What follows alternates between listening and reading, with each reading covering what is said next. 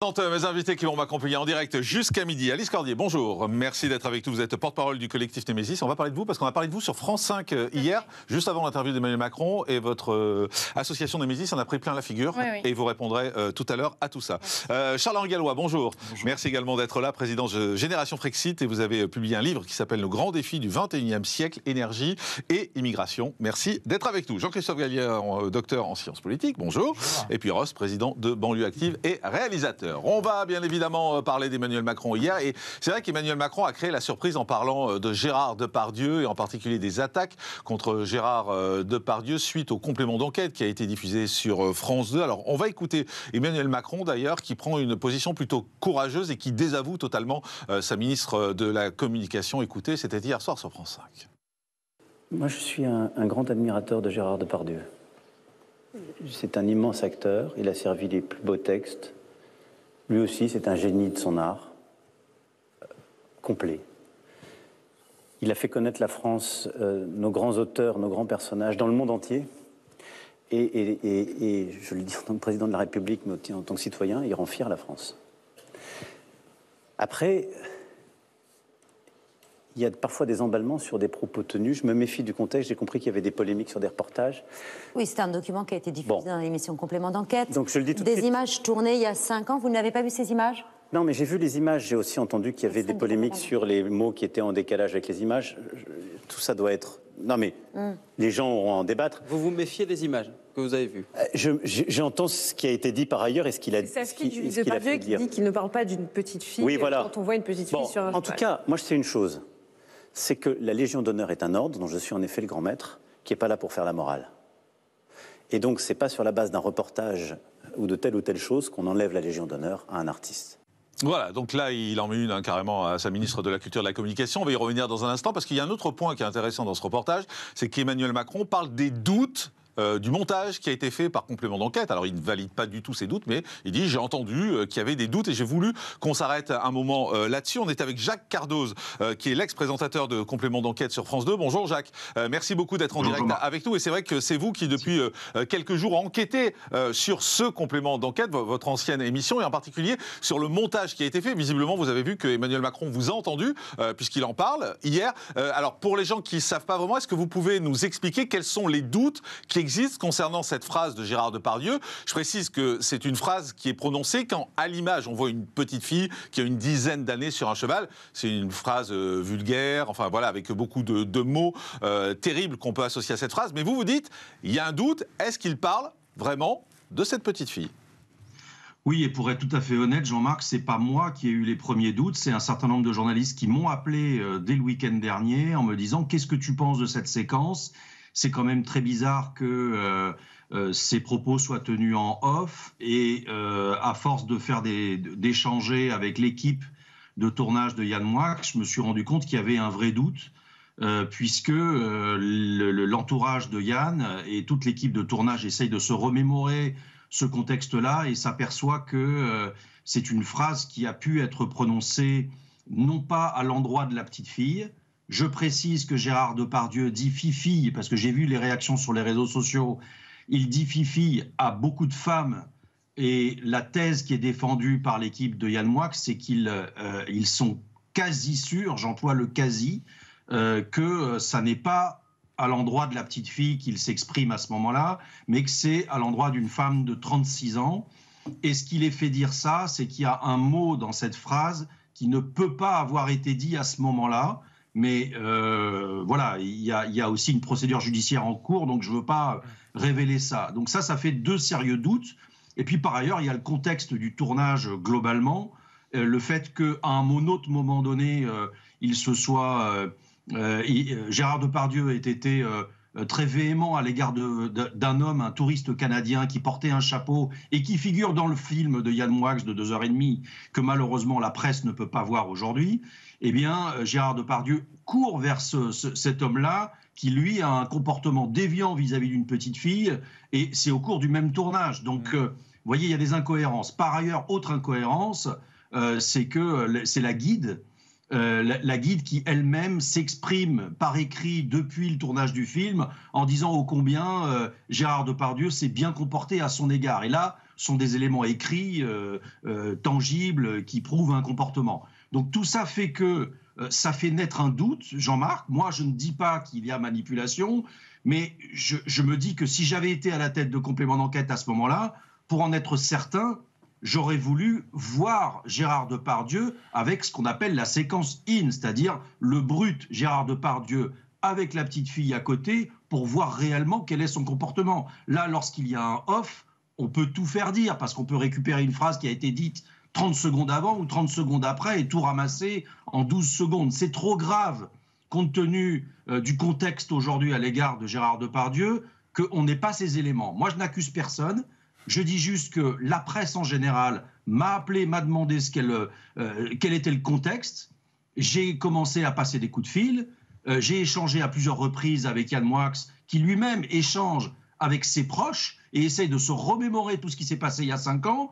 Et on est maintenant dans le doute. Voilà, il y a un sérieux doute sur ce montage. Alors, Jacques, on va essayer d'être très précis pour les gens qui ne connaissent pas trop la télé, qui ne connaissent pas trop le montage. En fait, personne ne nie, si j'ai bien compris, que Depardieu ait tenu ses propos, puisqu'on les entend, ils sont là. La seule question, c'est à qui s'adresse-t-il à ce moment-là? Et est-ce que complément d'enquête sur ses propos a mis les images de cette petite fille alors que ce n'était pas à elle qu'il s'adressait? Voilà, je pense que j'ai résumé la question.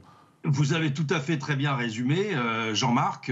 En montage, il y a ce qu'on entend en off peut ne pas correspondre à ce que l'on voit à l'image en in. Donc, en effet, la suspicion tourne autour de ces propos. Est-ce que ces propos, qui sont par ailleurs tout à fait condamnables, graveleux, on est absolument d'accord là-dessus, et toute l'affaire de la justice est une autre affaire, elle passera, ça n'est pas le sujet. Aujourd'hui, le sujet, c'est ce reportage et ce montage. Si cette phrase-là ne concerne pas la petite fille et qu'il ne sexualise pas une petite fille de 10 ans, alors avouez que la polémique, elle est un petit peu différente. Donc moi, c'est cette interrogation-là que j'ai avec d'autres confrères qui, encore une fois, m'ont appelé, m'ont demandé quel était le contexte et ce que j'en pensais. Alors moi, je n'étais pas dans la salle de montage. Je connais les journalistes qui ont pu faire ce reportage. Maintenant, je commence à défiler un petit peu les tenants, les aboutissants de tout ça.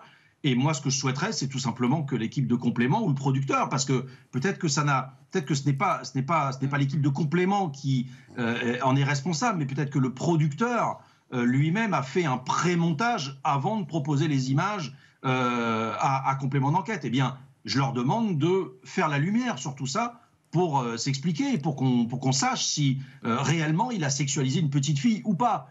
Avouez que la même phrase qui est dite à quelqu'un de 36 ans, c'est tout à fait condamnable, c'est grossier, on est absolument d'accord là-dessus, mais le faire à l'égard d'une petite fille de 10 ans, c'est plus du tout la même chose. C'est plus du tout la même chose. On ne parle pas du même degré de moralité, si j'ai envie de dire. Et effectivement. Donc il y a une solution très simple, finalement, de répondre à cette question. La solution simple, c'est de montrer les rushs, en fait, qui ont servi au montage du reportage. Moi, je vous entends chez Cyril régulièrement. Ça fait à peu près une semaine que vous demandez à ce que ces rushs soient publiés, que ces rushs soient montrés. La réponse est toujours non pour l'instant ? Alors, à ma connaissance, il y a un journaliste de presse écrite qui a fait cette demande le week-end dernier et les 2 responsables de l'émission ont demandé un petit quart d'heure, seraient allés vérifier et ont dit non, il n'y a rien de spécial. Circuler, il n'y a rien à voir. Mais en l'occurrence, ils n'ont pas proposé les rushs. Ce qu'il faut ajouter, Jean-Marc, et qui est très important, c'est que le film de 2h30 d'Yann Moix a disparu. Le lien qui était possible et qui était visionnable pour la presse, et c'est ce que demande Yann. Yann voudrait que tout le monde puisse voir son film, parce que l'ensemble de son film propose un autre montage, un autre regard. Ouais. Et ça pourrait apporter des éléments d'appréciation. Moi, vous savez, Jean-Marc, dans cette affaire, je me mets tout simplement à la place de la juge ou des juges d'instruction. Imaginez que ce soit une jeune fille de 25 ou 30 ans qui ne connaissent pas du tout la carrière de Gérard Depardieu, ou très peu, et qui ne soient pas du tout marqués par le monstre de cinéma comme nous le sommes à notre âge, et qui se basent uniquement sur ce complément d'enquête. Ben, je trouve qu'il y a une perversion de la réalité, en fait. Si en plus ce montage n'est pas tout à fait juste, ce qui peut arriver, je pense que ça pose un vrai problème d'appréciation. Et on est dans une société aujourd'hui où l'impact médiatique peut avoir des conséquences très graves sur l'aspect judiciaire. Et donc, voilà. Et donc, je demande à ce que, en effet, les rushs soient disponibles et en tous les cas que cette séquence soit diffusée sans montage. Et je pense que ça honorerait France 2, ça honorerait Complément d'enquête et ça honorerait le producteur. C'est pas normal qu'il y ait une suspicion, c'est trop grave. Et puis par ailleurs, il y a des conséquences judiciaires et même, j'ai envie de dire, de carrière très importantes pour Gérard Depardieu. Et puis par ailleurs, il y a une question d'honneur pour Yann Moix. Yann Moix, il a fait un film de 2h30. Où est ce film? Qui peut le voir? Moi, je souhaiterais le voir et d'autres journalistes voudraient le voir. Ça, c'est vrai que le film de Yann, c'est un peu une autre question, mais juste, on peut saluer quand même la prudence du président de la République hier. Moi, j'étais très surpris par ses propos. Je ne m'attendais vraiment pas à ce qu'il dise ça, parce que, alors, non seulement il désavoue sa ministre, mais ça, on va en parler dans un instant, mais surtout sur le film, il est très prudent. Et ça honnêtement, voilà, enfin, bravo à lui de mettre cette prudence qui n'est pas du tout le cas dans toute la presse, qui s'est jetée sur Depardieu, qui l'a massacré. Et aujourd'hui, avec les doutes que vous exprimez avec certains de vos confrères, voilà, ça peut peut-être faire un peu réfléchir. Merci Jacques Cardoz, en tout cas. Merci beaucoup pour ces explications, c'est important de le dire. Et si jamais vous avez le film, si jamais vous pouvez voir les images, n'hésitez pas à venir nous en parler. Je salue Jean-Marc, pardon, mais je salue le président de la République qui, d'une certaine façon, ne donne pas un blanc-seing à ce que j'appellerais le journalisme procureur. Il faut toujours être très prudent. Et je trouve que son intervention était en fait très très courageuse. Effectivement, je suis d'accord avec vous, Jacques. Merci beaucoup, Jacques, d'avoir été avec nous. Rost, vous voulez réagir? Oui, parce que, alors, il y a deux choses dans cette affaire. Il faut faire attention. C'est dire que c'est un grand homme et que, voilà, pour moi, c'est un argument qui n'a absolument rien à voir là-dedans. C'est là où je trouve que le président de la République a quand même fait une erreur en allant sur ce terrain-là. La seule chose qui est importante, c'est que moi, j'ai toujours fait partie de ceux qui disent qu'il faut respecter la présomption d'innocence. Accusation ne vaut pas condamnation. Donc ça, il faut ce principe-là, il faut qu'on y revienne. Aujourd'hui, dès que vous êtes accusé de quelque chose, vous êtes forcément coupable. Et quand bien même après, vous êtes blanchi, parce que ça va faire la une des journaux au moment où vous êtes accusé, mais lorsque vous êtes blanchi, personne, pratiquement, n'en parle. Et donc, ça reste dans l'esprit des gens que vous avez été condamné ou vous avez fait tel ou tel acte. Et c'est là où c'est gravissime. Et en ça, par contre, je salue le président de la République. Moi qui fais de la réalisation, je vois très bien. Vous comprenez très bien ce qui a pu arriver. Encore une fois, on attend la réponse. Mais ce que je ne comprends pas, moi, c'est pourquoi c'est très simple de lever le doute. Il suffit de montrer les rushs. Pourquoi ils ne le font pas? Nous, quand on tourne les scènes, en général, il y a plusieurs scènes qui sont tournées.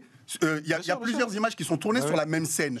Et au montage, vous pouvez effectivement, lorsqu'on a fait notre film sur la prévention de la radicalisation, on a pris par exemple le sonore d'un journal où il racontait le nombre de balles qui avaient été tirées et ainsi de suite. Et on l'a monté sur des images que nous, on a tournées. Donc, il faut être très prudent là-dessus. Donc, laissons la justice faire le truc. Et d'ailleurs, là, c'est même pas la justice. La justice pourrait faire une réquisition, d'ailleurs, des images. S'il y a une plainte qui est déposée. Mais honnêtement, là, c'est très simple. Alors, moi, je veux croire à la bonne foi des journalistes de complément d'enquête. Je veux dire, moi, ça me paraît hallucinant qu'ils aient truqué ça. Parce que c'est le cœur du reportage, quand même, c'est la chose dont tout le monde va parler. On leur a peut-être donné les images de cette manière-là. Moi, j'accuse pas. Bien sûr, non, mais c'est pour ça, encore une fois, moi, je vous dis, je veux croire à leur honnêteté. Donc, au contraire, moi, je les défends plutôt. Mais si jamais il s'avère qu'il y a eu un trucage et un montage, mais c'est d'une gravité extrême. Ça fait sauter l'émission. Honnêtement, ça fait sauter l'émission de France 2. Alice, je vous en prie, on fait le CNews Info. Une chose à dire par rapport à ça, c'est que moi, je m'attendais quand même à autre chose de la part d'un président de la République, parce que, en fait, Gérard Depardieu, outre cet extrait-là, il est quand même accusé par 14 femmes d'agression sexuelle. Donc on ne sait en effet pas si c'est un montage, si c'est pas un montage, mais dans ce contexte-là, j'aurais été le président de la République, j'aurais fait un peu plus attention, d'autant plus que son quinquennat à l'égard des femmes est un peu désastreux, au niveau des financements, au niveau de l'accompagnement des victimes, etc. On ne peut pas dire que ce soit le quinquennat le plus féministe, chose à laquelle il s'était engagé.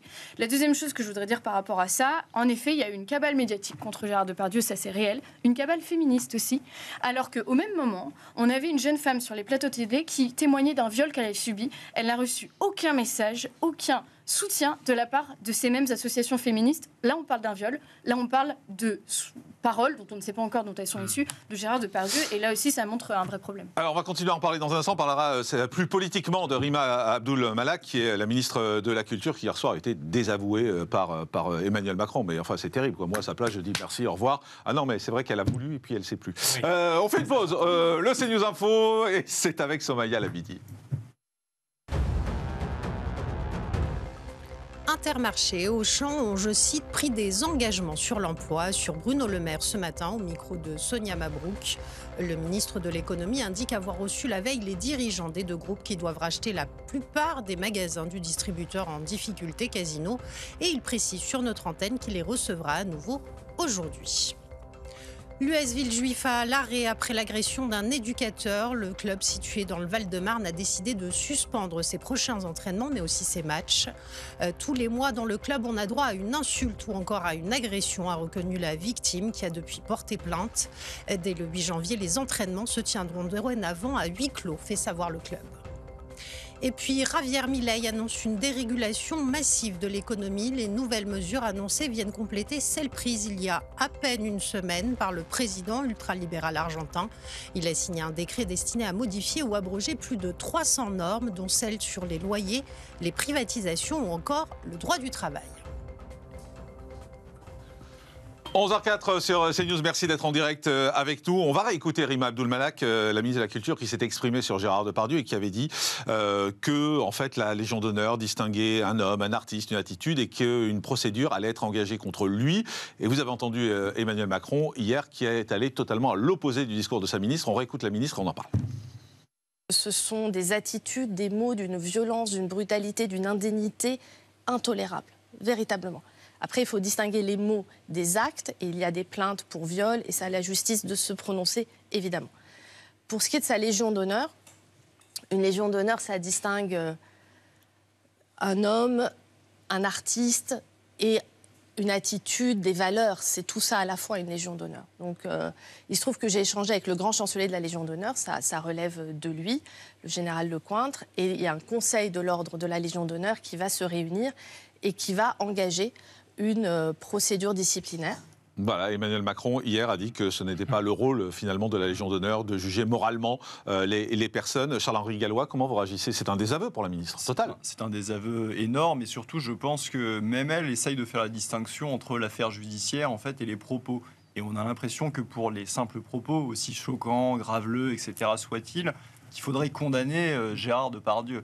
Mais en fait, on connaît Gérard Depardieu, c'est ce qu'il adore, c'est choquer les gens. Donc il n'est pas étonnant qu'il fasse exprès d'aller dans le plus graveleux pour choquer son auditoire autour, mettre mal à l'aise, et il fait toujours ça.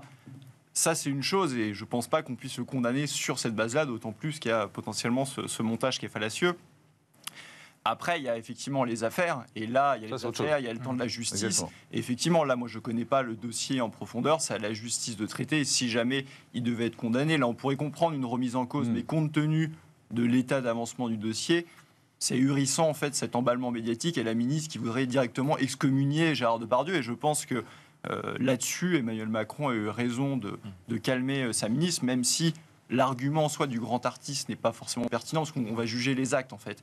Et je pense qu'il faut laisser le temps de la justice, et que la ministre, en voulant faire comme d'habitude de la communication, s'est retrouvée finalement dans une posture ridicule. Elle s'est pris une claque d'Emmanuel Macron. Jean-Christophe Gallien, juste d'un point de vue un peu plus politique, puisque vous êtes docteur en sciences politiques, donc c'est quand même ça aussi qui nous intéresse. Est-ce qu'en fait il fait payer à Rima Abdul Malak le fait qu'il y a eu les rumeurs de sa démission après la loi immigration, il se dit je vais me la faire? Moi je pense que c'est plus... Voilà, j'en parle clairement, mais est-ce qu'il y a de ça? Non, mais c'est même plus lointain, c'est-à-dire qu'en fait finalement elle est tracée comme étant peu performante à un moment. Elle fait partie des ministres qui sont plus que sur la sellette. Je pense qu'elle aurait pu faire comme M. Rousseau et quitter avant d'être virée quasiment au mois de janvier, parce que c'est ce qui est annoncé, en réalité un grand chambardement. Donc ça raconte un peu, au-delà de l'affaire Depardieu qui est intéressante, mais à la fois oui et non, ce qui est intéressant, c'est de voir à l'intérieur du gouvernement aujourd'hui et de la majorité entre le gouvernement et l'Élysée, une forme de cohabitation qui est en place interne. C'est une nouvelle forme de cohabitation. C'est qu'on voit le président de la République qui est obligé de montrer là, à travers cette affaire,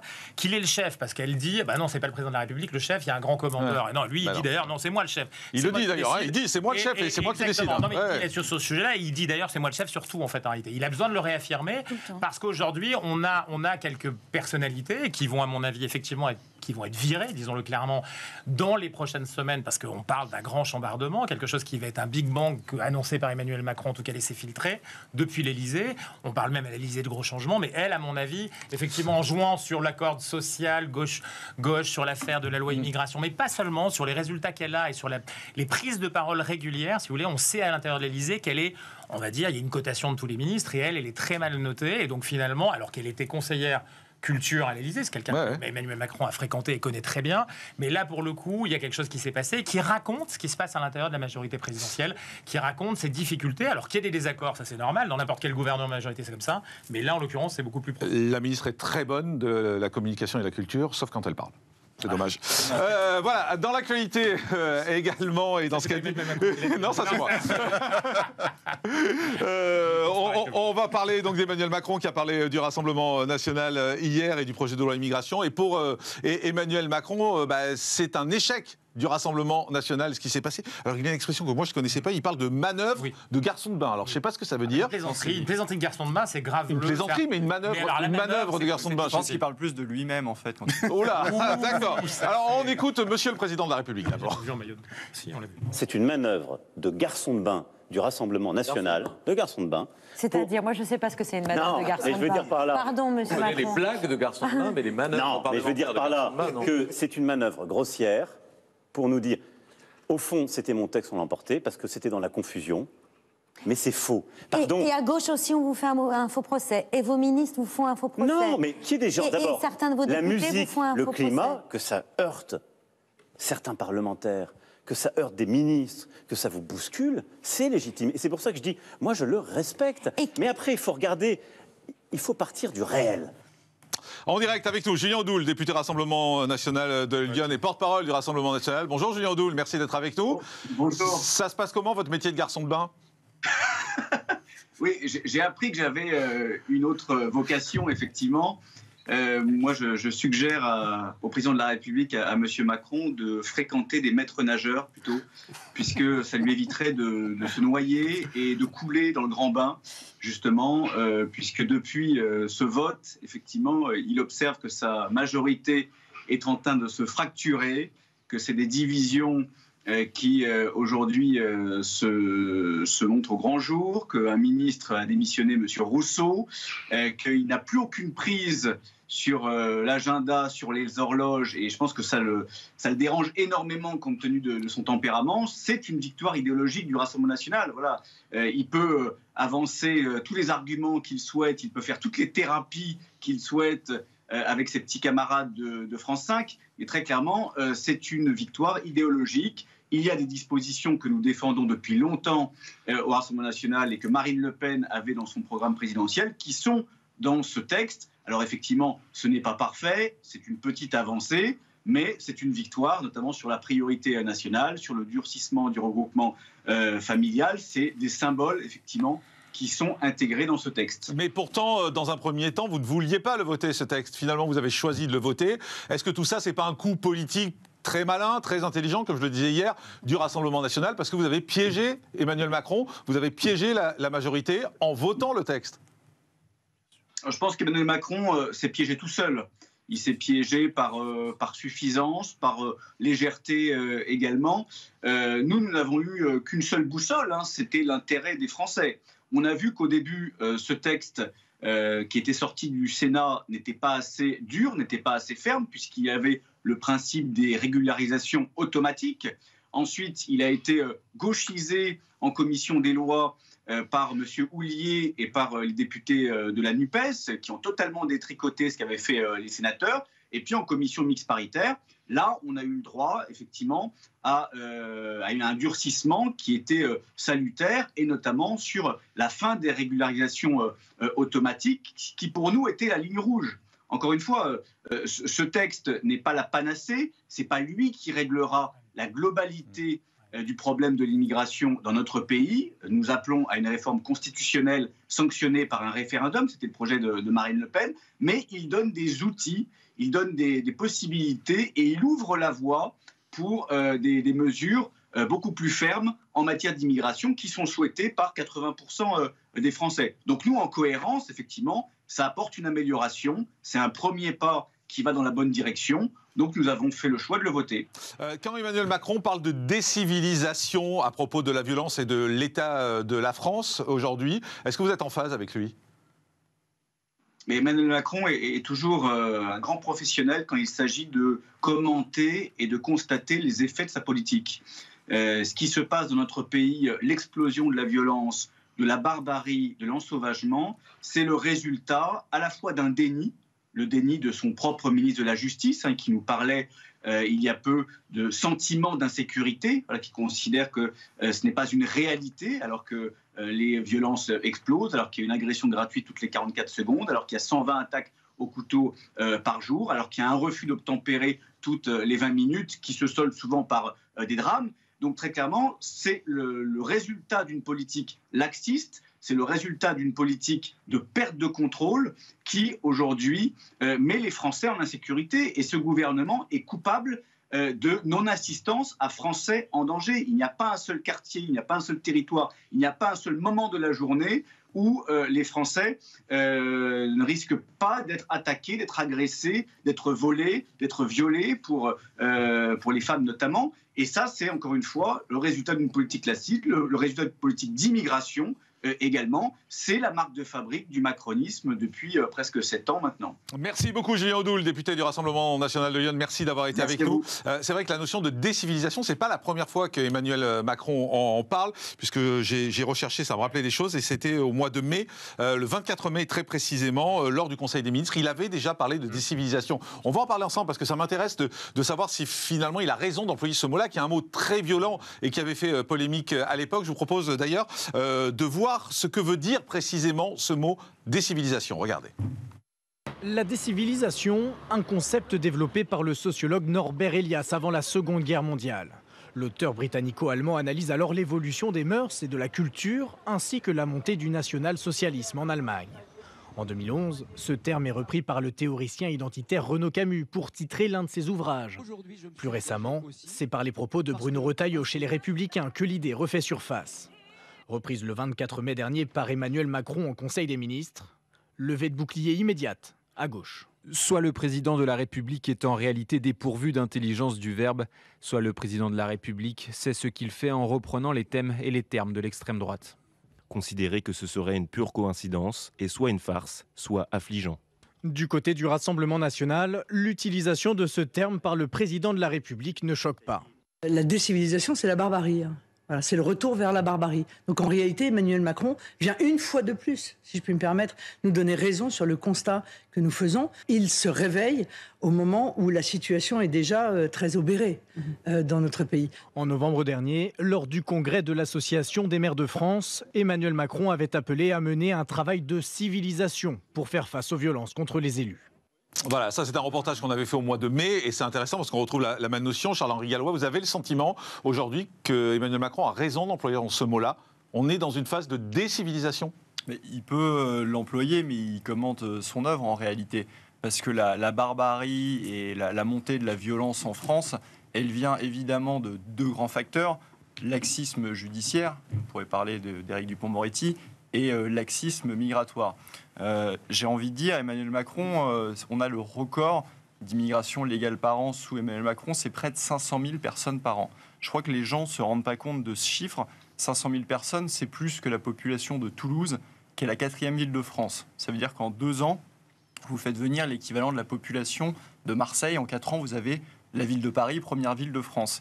En fait, à quel moment, si vous réfléchissez sérieusement, vous pensez 2 minutes que vous pouvez assimiler, mais même intégrer 500 000 personnes par an. Donc ce n'est pas possible. Et quand j'entends en fait Emmanuel Macron qui dit à chaque fois tout et son contraire, il nous explique qu'il y a un problème d'immigration, mais la France n'est pas dépassée. Quand vous faites venir 500 000 personnes par an, vous êtes complètement dépassé. Et par ailleurs, évidemment qu'il y a une majorité des personnes qui viennent de l'immigration qui sont intégrées, mais il y a une minorité qui pose problème. Et évidemment, on n'expulse pas les étrangers délinquants, on n'expulse pas les OQTF. Le taux d'exécution des OQTF, c'est pareil, on a un record au plus bas, en fait. Et vous avez, en parallèle de cela, la communication macroniste. Vous avez Gérald Darmanin. Là, au moins, il se rend compte qu'il se passe quelque chose. C'est ça qui est important aussi. Il se rend compte qu'il y a une décivilisation. Parce qu'on se rappelle de ce qu'avait dit Éric Dupond-Moretti. Lui avait dit qu'il y a un sentiment d'insécurité. Oui. Emmanuel Macron, lui, va quand même beaucoup plus loin en disant c'est de la décivilisation. Le problème d'Emmanuel Macron, en fait, c'est mais comme sur tous les sujets, même sur l'affaire conflit israélo-palestinien, en fait, Emmanuel Macron, comme il dit tout et son contraire, Emmanuel Macron, c'est une montre cassée. Donc forcément, une montre cassée, 2 fois par jour, elle donne la bonne heure. Mais le reste du temps, elle donne pas la bonne heure. Juste Ross, comment vous réagissez quand vous entendez Charles-Henri Gallois? Non, mais enfin, alors, je pense qu'il faut un moment être un peu rationnel et se dire, alors, vous avez à peu près 400 000 personnes qui rentrent. De l'autre côté, vous avez tous les ans entre 800 000 et 1 500 000 personnes qui quittent la France tous les ans. Ce ne sont pas les mêmes. Oui, peut-être. Mais toujours est-il que... c'est des Français qui partent et des étrangers qui arrivent. Alors, je vous explique. Bah oui, expliquez-moi. Alors, vous prenez la politique que Giorgia Meloni a voulu faire en Italie. Elle a été élue pour une politique, on est d'accord? Elle est sur la question justement. Mais là, la question. Juste attendez, excusez-moi. Mais on est parti sur autre chose. Non, on parle de décivilisation sur la violence. Bah non, mais parce que mais la décivilisation. Est-ce qu'on est dans une phase de décivilisation? Quand il fait peur aux Français de cette manière-là, il faut lui expliquer quand même les choses. Donc, ça veut dire que. Donnez-lui un cours, allez-y. Non, mais voilà, elle a été élue là-dessus. Aujourd'hui, elle a le discours inverse en disant qu'il va falloir plus d'1 million ou 2 millions d'étrangers à faire venir pour pouvoir maintenir leur niveau de vie en Italie. Ça, c'est pas donc, vrai. à un moment donné, c'est elle qui le dit. Ce n'est pas moi qui le dis. On est en France, vous dit Alice Cordier. Alice Cordier vous dit on est en France. Oui, mais est-ce qu'il y a une décivilisation en France? C'est ça la question. Pour revenir à la question, sur la question de la décivilisation, mais évidemment qu'il y a un problème. Alors moi, je ne reprends pas le... Oui, mais bon, arrêtez de le lier forcément à l'histoire de... En fait, c'est ce lien que vous faites en permanence avec ça. Là, il y a une question réelle. Vous êtes dans la rue tous les jours, vous allez dans un magasin, vous prenez le métro, vous tenez la porte à quelqu'un, il dit pas merci. Les gens rentrent dans une boutique, ils disent pas bonjour, ils disent pas merci, ils disent pas pardon. Tout ça fait partie aussi de la... C'est parce qu'on n'a pas dit merci à la vendeuse qui nous tenait la porte. Mais il est où le rapport? Mais pourquoi? C'est quoi le lien là que vous faites là? Mais quel est le lien que vous faites?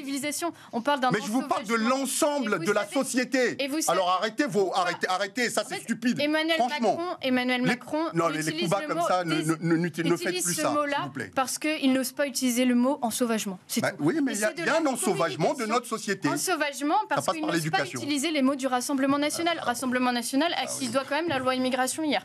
Et la faute à qui, cet ensauvagement? La faute, il y a un certain nombre de facteurs, comme vous le disiez très justement. Il y a le fait qu'on ait des magistrats qui soient totalement dans une logique de bienveillance plutôt que dans une logique sécuritaire de contrôle et de répression.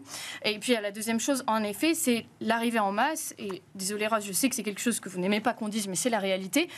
Aujourd'hui, il y a une surreprésentation des violences par des étrangers. Voilà. Alors, on n'est pas obligé, si vous voulez, on n'est pas obligé de dire d'où viennent ces étrangers, mais en fait, malheureusement, les chiffres le parlent. Mais blaguez. C'est le ministère de l'Intérieur. Mais quels chiffres? Sortez les chiffres alors. 80% des femmes ont peur d'entrer chez elles la nuit. Les étrangers représentent 7% de la population, 32% mis en cause pour vol violent, 27% pour cambriolage, 14% pour violence sexuelle. Ah oui, c'est vrai. 3 fois plus de mises en cause pour homicide sont des étrangers. Ah oui, d'accord, ok. Ministère de l'Intérieur. Alors. Donc la décivilisation, c'est dû à eux, selon vous, c'est ça? Alors, non mais c'est ça, c'est intéressant. Vous venez de donner des chiffres. Vous venez de donner des chiffres. Représentés dans les violences, ça c'est évident. Déjà d'une, en France, vous n'avez pas de quotas. Première chose, vous n'avez pas ces études-là normalement. On les a. Les étrangers, oui. Français ou étrangers, on a l'étude. Français ou étrangers, on a l'étude. Alors prenez dans la globalité des crimes. Sur la nationalité, on l'a. Sur ce qui est de la délinquance entre guillemets ordinaire, vous avez certainement une surreprésentation. Mais quand vous rentrez dans la criminalité réelle... Pourquoi? Un quart des prisonniers sont étrangers. Parce que la plupart du temps, c'est de la délinquance de survie, la plupart du temps. Et tous les spécialistes vous le disent. Je crois pas qu'un viol, d'accord? Tous les spécialistes vous le disent. Et alors, par contre... Non, alors, allez voir qui est en masse sur la question des viols. 63% des étrangers de nationalité africaine ou maghrébine. Point. Pardon? Sur les viols dans les prisons? Non, pas dans les prisons. On parle de l'espace public. Non, mais sur les viols. Sur les personnes qui violent. Par contre, si on parle des prisons, un quart des prisonniers sont étrangers. À partir de quels critères vous êtes en train train de dire que dans l'espace public, donc vous êtes dans l'espace public, vous mesurez qui viole qui et qui ne va pas en prison. C'est les chiffres de la police. Mais non, mais c'est... Alors là, on est sur une autre planète. Non, attendez, la justice... Je crois que vous ne comprenez pas. Attendez, parce que attendez, il y a un malentendu sur ce que vous avez dit. Quand vous avez dit dans les prisons, on ne parle pas des viols dans les prisons. On parle des personnes. C'est là où il y a un malentendu dans ce que vous dites. C'est pour ça en fait, ce que vous dit Alice, elle vous dit dans les chiffres de la police sur les violeurs, il y a 63%, c'est ça votre chiffre, dans les agressions sexuelles. Dans les agressions sexuelles qui sont issues de l'étranger, voilà. Ça, ce sont les chiffres qu'elle donne, elle, à vérifier. C'est le ministère de l'Intérieur. À vérifier. On va vérifier. Mais quand vous parlez, justement, quand vous parlez de cette délinquance et de ça, moi je vous dis, regardez les chiffres. Les vrais chiffres. Et encore une fois, c'est pour ça que je vous disais la dernière fois, moi je suis pour qu'on aille sur les études, pour qu'on aille sur les études réelles de la délinquance. La seule vraie étude, parce que... Les féminicides. Qui fait les féminicides? Bah oui, vous êtes à la campagne. Qui fait les féminicides là où il y a le plus fort taux de féminicides? Je n'ai absolument non mais alors, arrêtez un peu la délinquance ordinaire. C'est vrai. Si vous voulez parler des violences conjugales, la Seine-Saint-Denis est le premier département concerné. Alors là, vous mentez, madame. Vous mentez. Vous mentez.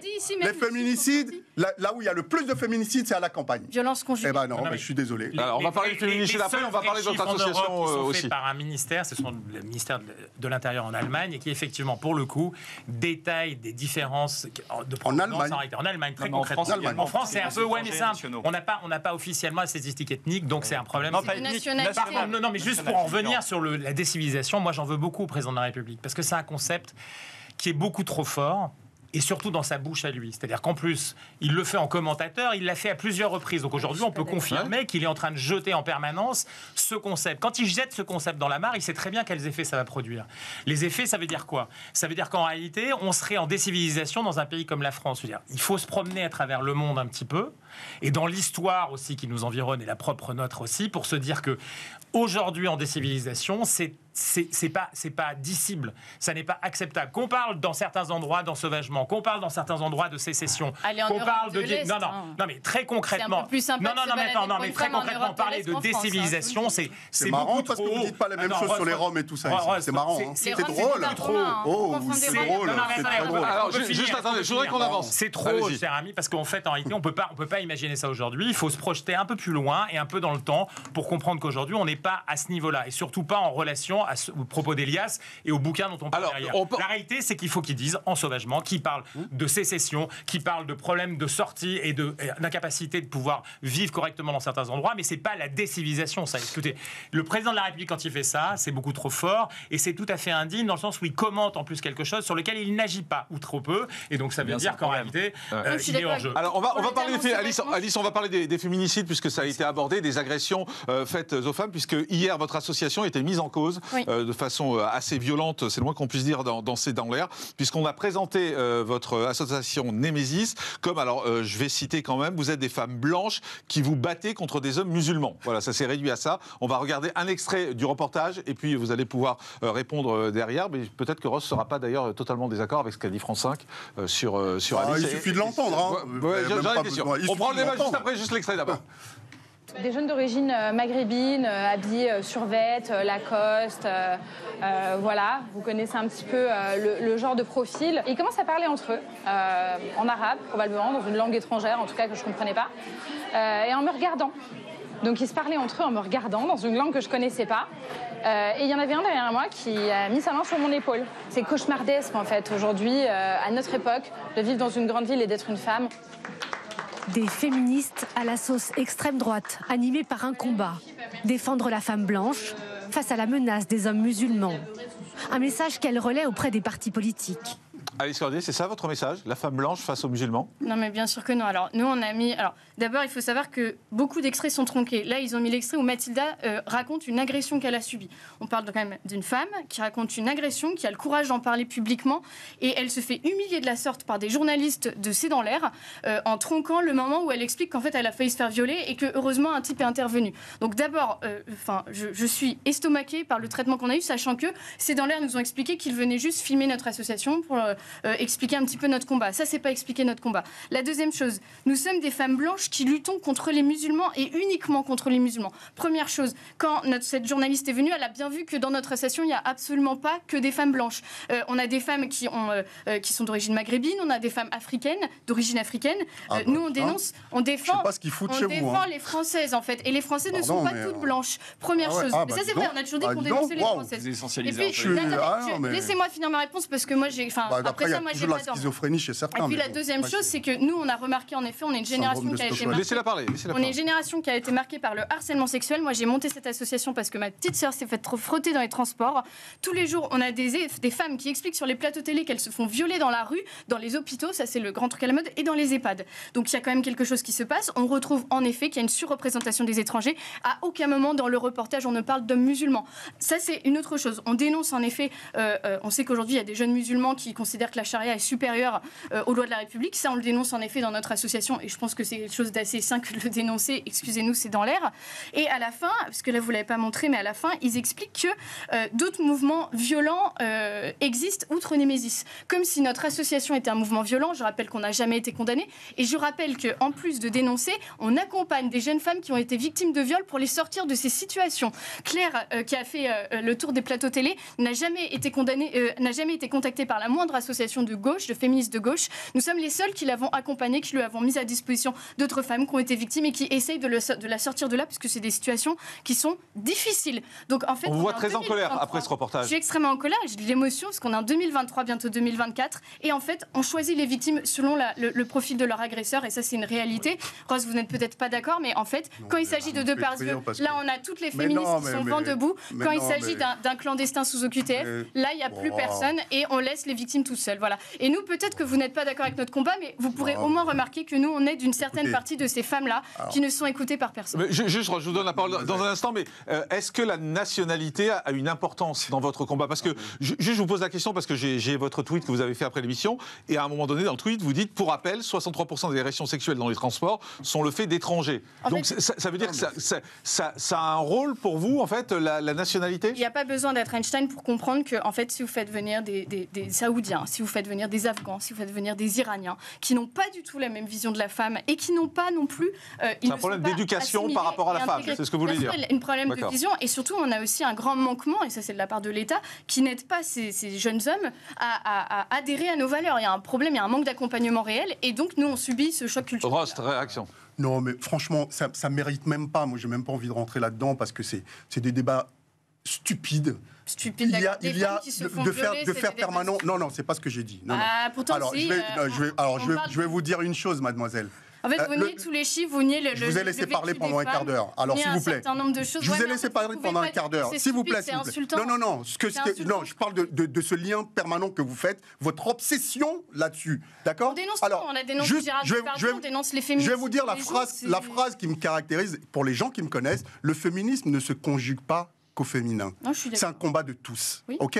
Et si vous saviez, j'ai une association qui s'appelle Africa Aid Éducation avec laquelle on fait de la scolarisation des filles en Afrique. Pourquoi? Mais on s'en fout, arrêtez de me saouler avec vos histoires là.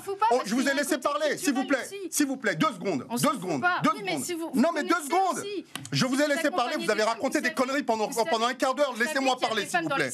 Alors, s'il vous plaît, juste arrêtez de faire des liens stupides avec des choses qui n'ont rien à voir. D'accord? Vous êtes en train de me dire qu'en plus il y a des femmes étrangères dans votre association. Le syndrome de Stockholm, il existe. La schizophrénie chez les gens, ça existe. Donc elles sont avec vous. Mais le discours que vous tenez n'est ni constructif ni productif, je vais vous dire. Parce que ce combat-là, c'est un combat de tous. C'est un combat, nous tous, on doit se lever à chaque fois qu'il y a des injustices. Donc vous êtes pour l'expulsion. Quand il y a des injustices, moi je me lève et je me bats. Chaque jour, je passe 90% de mon temps à faire des choses justement dans ce sens-là. Alors s'il vous plaît, vous n'avez aucune leçon à me donner là-dessus. Vous me criez dessus, mais ce que je veux vous dire que vous êtes au service des femmes. Madame, je mène le combat, madame. Je mène le combat. Donc ça fait des années qu'on essaye justement de faire en sorte d'améliorer la condition des femmes, que ça soit en Afrique ou que ça soit ici. Est-ce qu'il y a un problème d'éducation? Parce que c'est ce qu'elle dit. Est-ce qu'il y a un problème d'éducation dans la perception de la femme? Par exemple, est-ce qu'en Afrique ou est-ce que chez les musulmans, on n'a pas la même conception de ce qu'est la femme et le même regard sur la femme? Vous avez une question de culture de base. Ça, c'est une chose, c'est pas nouveau. C'est ce qu'elle vous a dit. Ça a toujours été. D'accord. Maintenant, qu'on fasse le lien permanent, moi, ça me gave. À un moment, ça suffit. Dès qu'on parle de délinquance, on vous parle d'étrangers. Dès qu'on parle de viol, on vous parle d'étrangers. Dès qu'on parle de les étrangers ne sont pas coupables de tous les maux de notre société. À un moment, ça suffit, quoi. Arrêtez de jeter le propre sur tout le monde comme ça. Vraiment, il faut être pratique, il faut être concret. Là, il y a un lien évident pour la simple et bonne raison qu'on parle d'une personne qui était sous OQTF. Si l'État français protégeait ses citoyens, cette personne, elle n'avait rien à faire sur le territoire national. Et donc le viol n'aurait pas eu lieu. Non mais voilà. Allez, dernier mot là-dessus, on fait la pause. Jean-Christophe. Je profite juste pour dire que les Iraniens et les Iraniennes en ce moment, ils sont plutôt en train de se défendre eux-mêmes contre un régime. Et il faut rappeler que c'est pas les Afghans. Ça n'a rien à voir. Les Afghans et les Iraniens n'ont rien à voir en termes de comportement. Non mais les hommes en majorité, ils sont au soutien des femmes en ce moment en Iran. Il faut le rappeler. Et notamment une association féministe devrait pousser pour qu'on reconnaisse ça, notamment en Iran. Point important. Par contre, ce qui est clair, c'est que sur la démarche journalistique, c'est important aussi. Ça fait le lien avec ce qu'on voyait tout à l'heure. C'est-à-dire que vous devriez faire attention, ça c'est un problème de naïveté, c'est-à-dire quand vous voyez d'où on émet depuis C'est dans l'air, vous acceptez de venir chez vous et croire qu'on va avoir un beau sujet sur Némésis, ça veut dire que là, c'est de la naïveté politique et vous devriez faire attention. Je suis assez d'accord avec ce que dit Jean-Christophe. Pour votre travail, ils n'allaient pas vous encenser. Non mais pour votre action et pour la réussite de votre action, vous mettez dans un piège qui est inévitable et qui renforce en réalité les prises que certains ont là-dessus. Donc attention pour vous, parce que c'est votre cause qui est en danger, une cause qui effectivement peut se rejoindre parce que finalement on se dit tous d'accord sur l'idée qu'on défend les femmes. Après qu'il y ait une perspective qui soit différente, il faut que vous méfiez parce que là, pour le coup, vous êtes un objet politique et vous retombez dans un marigot qui fait que derrière, tout ce que vous allez pouvoir dire sera totalement bâché. Il a raison. Il a totalement raison. C'est dans l'air. Ils n'allaient pas vous dire que vous êtes. Non, mais il y a une différence entre venant du service public, entre critiquer quelque chose, apporter d'autres chiffres, etc. Et nous racialiser déjà, comme si on n'était que des femmes blanches, racistes, qu'on nie les témoignages qui ont été amenés et qu'on nie les chiffres, quoi. C'est différent. Allez, on fait une pause, on se retrouve dans un instant. On va parler de ces départements qui refusent d'appliquer la loi immigration. On parlera de la préférence nationale, il paraît que c'est un gros mot. Et puis on vous parlera des homejacking qui se multiplient, puisqu'il y en a eu encore un avant-hier soir. Nous, on vous avait parlé de ce joueur du PSG qui avait été homejacké. Et on a appris que c'est la chanteuse Vita également avant-hier qui a été cambriolée, séquestrée chez elle. On vous parle de tout ça dans un instant. À tout de suite sur CNews.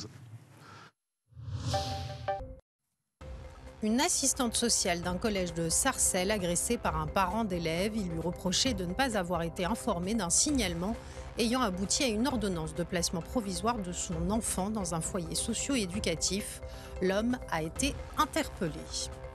Les droits de retrait exercés par les professeurs en forte hausse en 2022, Covid-19, manque de personnel ou encore violence. Autant de raisons qui expliquent cette augmentation, une augmentation de l'ordre de 15% dans le premier degré, 66% dans le secondaire, selon une étude publiée par le ministère de l'Éducation nationale. Et puis Emmanuel Macron en déplacement en Jordanie pour 2 jours. Le président de la République est attendu sur une base aérienne pour fêter Noël avec les forces françaises déployées à l'étranger. Et avant cela, il rencontrera cet après-midi le roi de Jordanie, Abdallah II, avec lequel il s'est déjà entretenu le 25 octobre lors d'une tournée au Proche et au Moyen-Orient. 11h36, s'il vous plaît, bonjour, bienvenue, merci d'être avec nous, 11h36 sur CNews. Comme toujours, le débat continue, il est vif aussi pendant les pauses. On va parler tout de suite de ces 32 départements de gauche qui refusent déjà d'appliquer la loi sur l'immigration. Bonjour Gauthier Lebret, merci d'être avec nous. 32 départements de gauche qui disent en gros, on est des élus, on représente la loi, mais on ne va pas appliquer la loi. C'est ça pour résumer.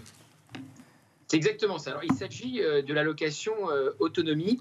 C'est une allocation qui concerne les plus de 60 ans en perte d'autonomie. Et vous savez que donc l'Assemblée nationale a voté mardi pour les prestations sociales. Quand un étranger arrive en France, il attend 2 ans et demi pour les toucher s'il travaille et 5 ans s'il ne travaille pas. Et c'est cette mesure-là que les présidents de départements, de l'ensemble des départements de gauche ne veulent pas appliquer. Alors, on rappelle qu'il y a une possibilité de changer la loi. Ça se passe à l'Assemblée nationale, au Sénat. Il faut gagner les élections et on peut changer la loi. Mais le rôle d'un président de département, c'est évidemment de l'appliquer. Alors, en gros, comment ça peut se passer ? Le préfet peut saisir le tribunal administratif pour faire condamner le président ou la présidente de département. Mais évidemment, tout ça est une usine à gaz, c'est un bras de fer qui s'engage. Le préfet ne peut pas, qui est le représentant de l'État donc dans le département, ne peut pas contraindre le président de département d'appliquer la loi. Donc il faut une décision du tribunal administratif. Donc évidemment, tout ça peut prendre beaucoup de temps. Il faut aussi vous dire que la loi n'est toujours pas promulguée. Emmanuel Macron a saisi le Conseil constitutionnel et c'est un des points litigieux que va devoir traiter le Conseil constitutionnel. Les sages vont devoir s'exprimer sur ce point-là puisque ça crée vraisemblablement une rupture d'égalité devant la loi. Un Français qui travaille a plus de droits qu'un étranger qui travaille. Donc est-ce que c'est une forme de préférence nationale ou non? Est-ce que c'est constitutionnel? Il faudra avoir l'avis des sages. Et donc cette polémique va peut-être s'arrêter tout de suite si le Conseil constitutionnel ne valide pas cette décision de l'Assemblée, ce vote de l'Assemblée et du Sénat. Mais il faut aussi vous dire que ces présidents de département ont l'impression d'être de grands résistants face à une loi quasiment fasciste. Juste une anecdote quand même pour vous dire un peu l'esprit dans lequel certains peuvent être. Au Conseil régional d'Île-de-France, hier, Clément Beaune s'est déplacé sur place, le ministre des Transports qui a voulu démissionner pendant 24 heures et puis qui s'est dit finalement non, je ne vais pas démissionner. Bon, les élus de gauche, ils ont chanté quoi? Ils ont chanté le chant des partisans. Parce qu'ils ont l'impression d'être des résistants face à cette loi plébiscitée par les Français à 70%, loi en plus que n'assume pas totalement le gouvernement. Donc voilà, pour vous donner un peu tous les enjeux autour de cette décision de ces départements de gauche. Merci beaucoup Gauthier. Charles-Henri Gallois, vous comprenez ces départements de gauche qui disent non mais cette loi c'est une horreur, on ne peut pas l'appliquer? Mais en fait c'est absolument grotesque. On a l'impression, moi, quand je regarde la réaction de la gauche, on a l'impression effectivement ils rejouent. Alors c'est une sorte de grand frisson, comme si on était dans les années 30 et que cette loi serait une loi, une sorte de loi fasciste. C'est absolument grotesque parce qu'il faut quand même remettre les choses dans le contexte. Cette loi, c'est une loi qui durcit un petit peu l'immigration, mais déjà, faut se calmer, il faut dire la vérité aux Français. Cette loi, elle ne va pas changer grand-chose, parce qu'elle va être retoquée par le Conseil constitutionnel, elle va être retoquée surtout par le juge européen, parce que je rappelle que le regroupement familial, c'est régi par une directive européenne de 2003. Je rappelle quand même que le droit de séjour irrégulier qu'ils veulent remettre, il y a une directive, la directive retour de 2008 aussi, qui empêche de le faire. En fait, c'est cette même directive qui dit quand même, accrochez-vous bien, qu'un irrégulier que vous interpellez en France, en fait, vous n'avez pas le droit de le renvoyer dans son pays. Le retour doit être volontaire. Ça, c'est une directive européenne. Donc, en fait, cette loi ne va pas du tout permettre de reprendre le contrôle de l'immigration. Il faut dire clairement les choses. Et dans 4 ans, elle sera dépassée, on en fera une autre, de toute façon, on le sait. Et ces personnalités de gauche, en fait, ce qui m'amuse, c'est qu'ils entendent le terme de préférence nationale. Alors, c'est le grand effroi. Mais en fait, c'est les mêmes qui vont dire la préférence nationale pour les artistes dans le cinéma, c'est quand même génial. Par contre, la préférence nationale pour les Français, pour le français, ça c'est justement, on va s'arrêter un instant sur la préférence nationale parce que c'est un gros mot. Voilà, préférence nationale. Dès qu'on dit ça, c'est l'horreur, c'est un gros mot. Regardez, alors là, c'est dans l'air, ils ont fait un truc bien quand même. Hier, à part s'attaquer à vous, ils ont rappelé un peu l'histoire de la préférence nationale, expliqué comment c'était quand même une notion d'extrême droite pendant longtemps, avant d'être ensuite récupérée. Regardez. La préférence nationale pour les prestations sociales. C'est la préférence nationale. Instaurer une préférence nationale pour les aides sociales. Préférence nationale. C'est la préférence nationale. La préférence nationale. Retour de la préférence nationale. Abandon. La préférence nationale, c'est la clé de voûte du programme de Marine Le Pen. L'idée ne date pas d'hier. Elle est née dans les années 80 avec son père, le fondateur du Front National. Après la lutte contre le communisme, le parti d'extrême droite engage un nouveau combat, l'immigration. Il vaudrait mieux augmenter les prestations qui sont réservées aux femmes françaises qui n'ont que 2 enfants, plutôt que d'encourager des femmes étrangères à avoir sur notre sol 3, 4, 5 enfants ou 6 enfants. Travailleurs. En 1985, Jean-Marie Le Pen a l'idée, manque le concept. Il sera théorisé pour la première fois quelques mois plus tard par Jean-Yves Le Gallou, un énarque passé du centre droit au FN. Jean-Christophe Gallien, c'est une insulte, la préférence nationale. On n'a pas le droit de prononcer ce mot-là, c'est sacré, c'est tabou. Non mais elle existe en particulier sur certaines aides sociales qui sont déjà soumises à un délai, si vous voulez, quand vous êtes étranger. Donc ce qui est dans le texte aujourd'hui existe déjà, et donc le Conseil constitutionnel, sur cette question-là, va largement l'approuver. Il y aura d'autres points sur lesquels il peut y avoir correction. Et donc la préférence nationale, c'est un mot qui finalement, lorsqu'on remonte, et alors c'est dans l'air, il pourrait revenir à Georges Marchais, à François Mitterrand, à M. Rocard, je ne parle même pas pas des Républicains façon UDR et plutôt RPR à une certaine époque, avec l'UDF même, Valéry Giscard d'Estaing, Édouard Balladur et Jacques Chirac ensemble, avec Soumadelin et Bayrou, qui à l'époque parlaient de zéro immigration. On n'était même pas dans la préférence nationale, c'était des choses qui étaient extrêmement concrètes et donc avec beaucoup plus lointaines de ce qu'on est aujourd'hui. Donc, mais est-ce que c'est choquant de dire en France qu'un Français doit avoir plus de droits qu'un étranger? Alors, est-ce que c'est choquant? C'est choquant pour certains, oui, parce que je pense que dans la matrice aujourd'hui, notamment d'une partie de la gauche qui aujourd'hui, qui d'ailleurs se lève comme des résistants par rapport à ce terme et par rapport à la loi, mais qui surtout a compris l'opportunité politique qui lui a été délivrée par Emmanuel Macron, c'est encore une deuxième défaite, si vous voulez, d'Emmanuel Macron dans cette affaire, c'est qu'il a largement donné une balle extraordinaire à jouer pour la gauche. Donc sur la préférence nationale, c'est un sujet qui traverse la société, qui aujourd'hui, si on le sonde ou si on l'étudie, est largement pas plébiscité, mais en tout cas majoritaire dans l'opinion française, et qui après, effectivement, peut recouvrir un certain nombre de concepts. Préférence nationale, ça veut dire beaucoup de choses. Ça peut dire des choses qui sont effectivement très dures, inadmissibles par rapport au droit constitutionnel ou au droit européen, mais qui par contre, sur le plan technique et concret, pour un certain nombre d'aides ou un certain nombre de sujets, évidemment, sont recevables. Alice Cordier, est-ce que vous êtes pour la préférence nationale? Je pose la question directement et clairement. Oui, mais tout comme la Belgique, la Suisse l'applique déjà, en fait. En fait, on a l'impression que la gauche hurle quand il s'agit juste des étrangers extra-européens, mais en fait, la préférence nationale, déjà, au sein des États membres, elle s'applique. Notamment en 2014, il y a un certain nombre d'États membres qui ont vu, parce qu'ils proposaient un certain nombre de prestations sociales, des ressortissants d'autres États membres venir et se précipiter, notamment en Suisse, je pense. C'est l'Union européenne, la Suisse. Hein. Oui, non, mais bien sûr, mais la Suisse a aussi participé à ce retour en arrière. Et voyant en effet avec votation d'ailleurs. Voyant cela, les États ont commencé à parler de tourisme social juste entre États membres. Et c'est même la Cour de justice de l'Union européenne qui a condamné ce tourisme social en validant le fait que les États étaient souverains et avaient le droit en fait, de décider un peu plus qui rentrait et qui ne devait pas bénéficier de ces charges. Donc que ça s'applique entre États membres, mais que ça s'applique aussi avec les autres. Ross, c'était une honte, la préférence nationale? Non, mais moi, je pense que c'est ce qui est valable un peu partout. C'est pas le sujet, parce qu'il y a d'ailleurs des domaines dans lesquels c'est déjà réservé. Donc, il y a là... Donc, c'est pas un gros mot pour vous? Mais non, mais ce qui... Enfin, attendez, ne mélangez pas tout. Là, ce qui vient de se passer... La mesure contre laquelle se lèvent ces personnes-là et que vous... qui font la risée des gens qui les prennent de haut et qui se pensent plus intelligents que tout le monde, c'est le fameux APA, cette allocation qui est délivrée aux personnes. Et ils expliquaient d'ailleurs, la moyenne des personnes qui touchent cet APA, ils ont 82 ans. Et vous pensez que c'est ces gens-là qui vont poser des problèmes à la France?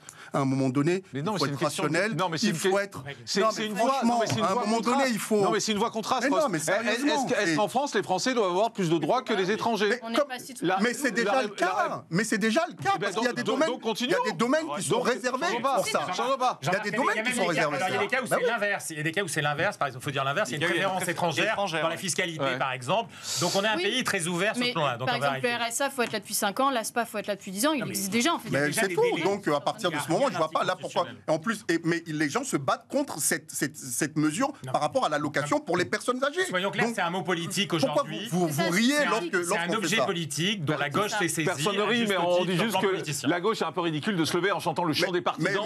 Genre on est des résistants, mais des résistants de quoi? Sachez quand même. Des résistants de quoi? Oui, mais parce qu'il y a. Mais non, soyons sérieux. Monsieur Morandini, il y a d'autres mesures dans cette loi, comme par exemple, là on va faire la sélection des étudiants étrangers qui viennent étudier ici, par exemple, où on va prendre les plus riches, par exemple, avec l'histoire de la caution. Mais la caution, elle est combien, Rost?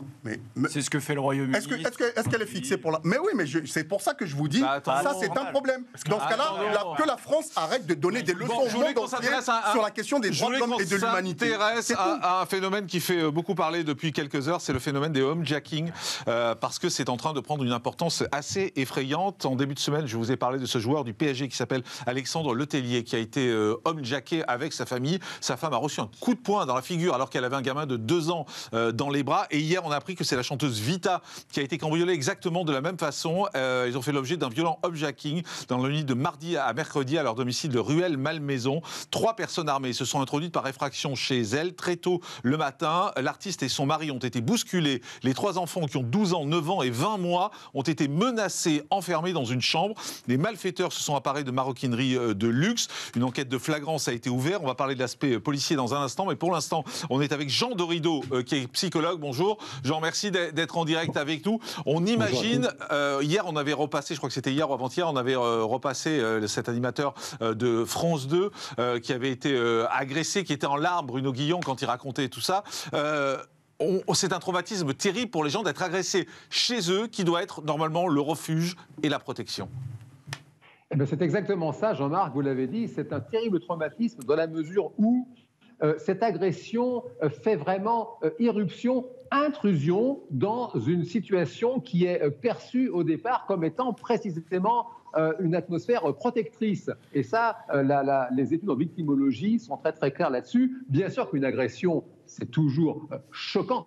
Pour autant, pour qu'apparaissent les signes du fameux stress post-traumatique, il faut vraiment qu'il y ait cette intrusion, cette irruption qui prend, si vous voulez, la personne par surprise. Et ça, c'est un fait que c'est très difficile derrière de s'en remettre parce qu'il y a dans les symptômes du stress post-traumatique notamment cet état d'hypervigilance et précisément ces personnes qui ont été homejackées, si j'ose dire, ça a fait éruption, intrusion chez elles et donc il y a quelque chose dans le cerveau reptilien qui ne se repose plus jamais et qui maintient cet état d'hyper-anxiété et d'hyper-vigilance. Et comment les enfants peuvent réagir à ça? Parce qu'on voit dans le cas de Vita, j'ai retrouvé les âges, il y avait Yam qui a 12 ans, son fils Adam qui a 9 ans, Noah qui a 20 mois, ils sont très jeunes, ils ont été enfermés, ils ont été séquestrés. Dans le cas d'Alexandre Letellier du PSG, c'est pareil, enfin, je ne sais pas si à 2 ans on se rend bien compte, mais enfin sa mère, elle a reçu un coup de poing devant lui. Le traumatisme, il est pour les enfants aussi.